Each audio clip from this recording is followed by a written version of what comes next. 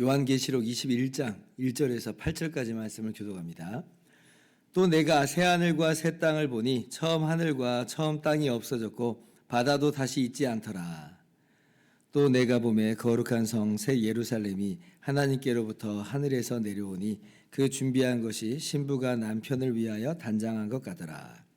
내가 들으니 보좌에서 큰 음성이 나서 이르되 보라, 하나님의 장막이 사람들과 함께 있음에 하나님이 그들과 함께 계시리니 그들은 하나님의 백성이 되고 하나님은 친히 그들과 함께 계셔서 모든 눈물을 그 눈에서 닦아주시니 다시는 사망이 없고 애통하는 것이나 곡하는 것이나 아픈 것이 다시 있지 아니하리니 처음 것들이 다 지나갔음이로라.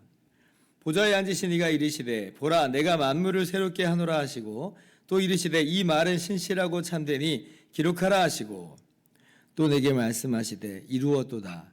나는 알파와 오메가요 처음과 마지막이라. 내가 생명수 샘물을 목마른 자에게 값없이 주리니 이기는 자는 이것들을 상속으로 받으리라. 나는 그의 하나님이 되고 그는 내 아들이 되리라.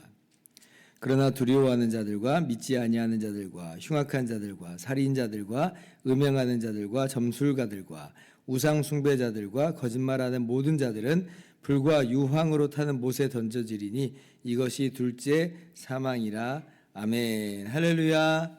하나님의 크신 은혜와 평강이 오늘도 변함없이 여러분 가운데 가득 넘치기를 주님의 이름으로 축원합니다. 네, 오늘 말씀 드디어 이제 우리가 요한계시록의 결말이자 역사의 대단원에 도달하게 되었습니다. 모펫이라고 하는 신학자는 뭐라고까지 이야기했냐면 21장에 들어서면 우리는 연기와 고통과 열기에서 벗어나 맑고 영원한 아침에 깨끗한 대기 속으로 들어가는 느낌을 받게 된다. 이제 이렇게 이야기를 합니다. 정말 사실 그렇습니다. 이 마지막 때 짐승과 거짓 선지자에 의해서 많은 환난과 박해가 있었고 또 시련이 있었죠. 그러나 결국 이 모든 것들이 그리스도의 재림으로 끝이 나고 다 하나님의 심판대 앞에 섭니다.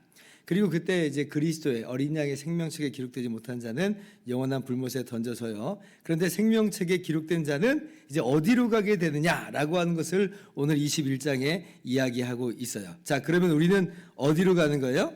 21장 1절 말씀 보니까 또 내가 새 하늘과 새 땅을 보니 처음 하늘과 처음 땅이 없어졌고 바다도 다시 있지 않더라. 자, 우리는 어디로 들어가는가 할 때에 새 하늘과 새 땅으로 들어간다는 것이에요. 이것이 바로 성도에게 예비하신, 교회에게 예비하신 찬란한 영광이다라고 하는 거예요. 그러니까 초대교회 당시에 이 로마 제국의 그 박해 속에 있었다고 했잖아요. 도미티안 황제의 박해 속에 있었는데 그 초대교회 이 교인들이 이 말씀을 보면서 이 예언의 말씀을 들으면서 얼마나 큰 위로를 받았을까 우리가 쉽게 상상을 해볼 수가 있습니다. 우리들에게도 위로가 되잖아요. 그죠? 우리는 그들보다도 훨씬 더 나은 상황 가운데서 살아가지만 근데 우리도 오늘 말씀을 딱 읽으면 굉장히 위로가 된다고요. 근데 초대교회 성도들은 얼마나 큰 위로를 받았을까. 우리가 정말 그들의 마음을 우리가 헤아릴 수 있죠. 왜냐하면 그 마음이 바로 우리들의 마음이기 때문에 그렇습니다. 자, 그러면 이 새하늘과 새 땅이 이제 어떤 곳인가 오늘 말씀을 통해서 조금 더 살펴보도록 할 텐데요. 이 처음 하늘과 처음 땅이 이제 없어졌다 이제 그러죠. 그러니까 지금 기존의 어떤 질서, 그러니까 우리가 이 세상에서 지금 만나는 질서가 사라지는 거예요. 마치 꼭 어떤 부분하고 비슷하냐면 우리의 몸도 그렇습니다. 우리의 이 몸이 이 부활할 때 영광의 부활로 나타나게 될 텐데 그때는 옛 몸하고는 좀 다른 몸의 형태로 일어나게 되죠. 영광의 몸이다 이렇게 이야기하면서 또 신령한 몸이다 그렇게 이야기합니다. 왜냐하면 썩지 않아요. 그리고 강해요. 그러니까 우리가 이 땅에서 경험하는 거하고는 너무나 다르죠. 근데 우리만 그런 게 아니라 지금 새하늘과 새 땅, 그러니까 환경마저도 다 기존 질서하고는 다른 아주 정말 우리가 상상할 수 없는 멋진 모습으로 다 나타나게 된다라고 하는 것이에요. 그래서 우리가 우리의 부활, 이 최종 상태를 우리가 생각을 할 때는 좀 스케일을 좀 넓힐 필요가 있습니다. 그러니까 죽어서 천국 가는 수준으로 그렇게 좁히지 말고 그냥 우리만 그냥 죽었다가 살아나는 그런 수준으로 또 좁히지 말고 어디까지 우리가 이 지경을 넓혀야 되냐면 우리는 새하늘과 새 땅이라고 하는 새로운 세상, 새로운 질서 안에서 살아가게 된다라고 하는 것이에요. 그리고 그 세상이야말로 참 세상이다. 그것이야말로 진짜 세상이라는 걸 우리가 똑똑히 기억을 해야죠. 왜냐하면 그때 썩지 않으니까 영원히 계속되기도 하잖아요. 지금 우리는 이 땅에서 살아갈 때 이것이 진짜인 줄 알고 살아가는 이 세상조차도 100년밖에 못 삽니다. 근데 100년 살면서도 마치 전부로 사는 것처럼 살아가는 게 이 세상이에요. 근데 지금 새하늘과 새 땅에서는 영원한 삶을 우리가 살게 되거든요. 우리가 주님과 함께 그때 왕노릇하게 될 것이다. 그래서 우리가 꼭 기억해야 될 것은 이 땅에서 살아가는 우리의 모습은 어떻게 보면 후계자 수업과도 같다. 이 시험, 모의 시험이라고 할까요? 모의 시험의 한 현장 속에서 살아간다. 이렇게 생각하면 참 좋을 것 같아요. 후계자 수업이다라고 하는 말을 요즘에 제가 참 좋아합니다. 왜냐하면 이 땅에서 살아갈 때 좀 혹독하기도 하고 힘들기도 합니다. 왜 이렇게 어렵고 왜 이렇게 힘들기까지 한가라고 생각을 할 때 후계자는 그렇게 혹독하게 교육을 시킵니다. 왜냐하면 중요한 자리, 큰 자리를 앉게 되기 때문에 그렇죠. 마치 우리가 그래요. 새하늘과 새 땅에서 주님과 함께 영원히 왕노릇하게 되는 정말 큰 자리, 빛난 자리, 영광의 자리, 중요한 자리에 우리가 앉게 될 것이에요. 그러니까 하나님께서 이 땅에서 우리로 하여금 후계자 수업을 받게 하시는 것은 너무나 당연한 이야기다. 그래서 후계자 수업을 정말 잘 받아야 돼요.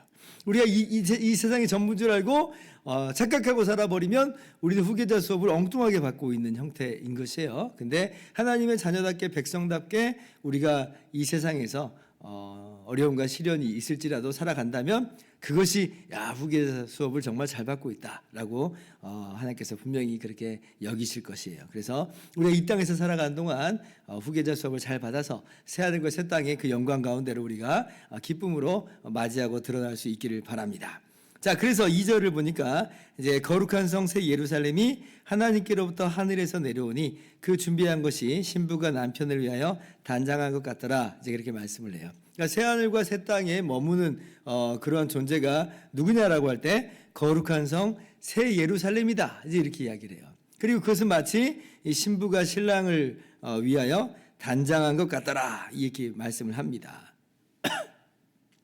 그 구절을 보면 두 구체적으로 이제 설명을 해주죠. 구절에 보면 어린 양의 아내를 내게 보이리라 그래요. 그러면서 이 새 예루살렘을 보여요.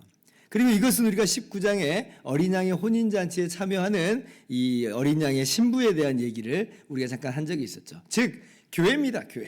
교회가 새 예루살렘, 거룩한 성 새 예루살렘으로서 지금 하늘로서 내려오는 거예요. 새 하늘과 새 땅의 그런 주인공으로서 그렇게 거하게 된다라고 하는 것이죠. 그러니 정말 우리가 얼마나 복된 미래를 맞이하게 되는가 깨달을 필요가 있습니다. 그리고 3절 보니까 그때 하나님께서 큰 음성으로 말씀하시죠. 보라 하나님의 장막이 사람들과 함께 있음에 하나님이 그들과 함께 계시리니 그들은 하나님의 백성이 되고 하나님이 친히 그들과 함께 계신다. 이렇게 말씀하세요. 이게 참 감격스러운 이야기예요. 왜냐하면 하나님께서 천지 만물을 창조하시고 에덴 동산에 아담과 하와를 창조하셔서 두셨을 때는 하나님이 그 동산 가운데 거니시는 즉 하나님이 함께 하셨습니다. 그런데 아담과 하와가 타락한 이래로 인류가 부패해버렸고 그리고 그 죄악이 세상 가운데 관영하게 되었을 때 하나님께서 어떤 말씀을 하시냐면 노아 홍수 직전에 이렇게 말씀하세요. 창세기 6장 3절 보면 여호와께서 이르시되 나의 영이 영원히 사람과 함께 있지 아니하리니 이는 그들이 육신이 됨이라 이렇게 말씀해요. 하나님이 영원히 함께 하시지 않겠다 이렇게 말씀하십니다. 왜냐하면 우리 모두가 다 범죄하였기 때문에 하나님의 영광에 이르지 못하고 하나님의 영광 앞에 설 수가 없기 때문에 그렇습니다.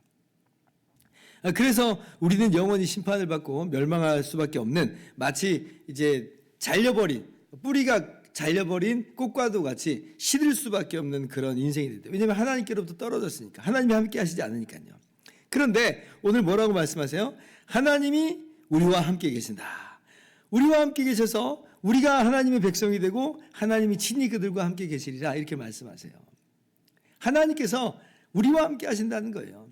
어떻게 해서 이런 일이 가능하게 됐느냐라고 할 때에 우리가 잘 알고 있죠. 우리가 성탄의 주간을 보냈는데 하나님께서 독생자 예수님을 보내셨어요. 주님의 이름이 임마누엘입니다. 하나님이 우리와 함께 하시다. 그래서 하나님이신 그분이 우리와 똑같은 사람이 되셔서 우리를 위해서 대신 피를 흘려주신 거예요. 대신 죄값을 치러주셨어요. 그러므로 우리의 모든 죄를 용서하여 주시고, 그리고 주님께서 부활하시고 승천하신 다음에 예수님의 영인 성령을 우리 가운데 보내셔서 우리 가운데 거하게 하셨죠. 하나님이 우리와 함께 하세요. 예수님이 그렇게 우리의 머리가 되어주셨어요.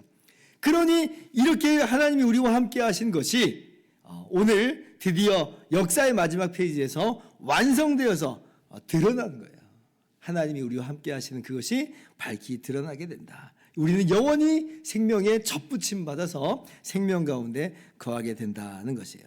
그래서 이제 하나님이 친히 통치하시는 그런 세상으로서 우리가 살아가게 되는 것입니다. 물론 지금도 하나님이 다스리시지만 지금은 하나님의 다스리심을 거절하고 불순종하는 그런 모습들이 얼마나 많아요. 그러나 그때는 하나님이 친히 다스리실 때에 모든 무릎이 하나님의 발 앞에 꿇게 되고 기쁨으로 순종하게 되는 그러한 에덴 동산의 회복이 이제 있게 되는 것이죠. 그러니까 4절에 어떤 결과가 있어요. 모든 눈물을 그 눈에서 닦아주신다. 우리의 눈에서 더 이상 한숨이 없어요. 억울함이 없어요. 눈물이 없어요.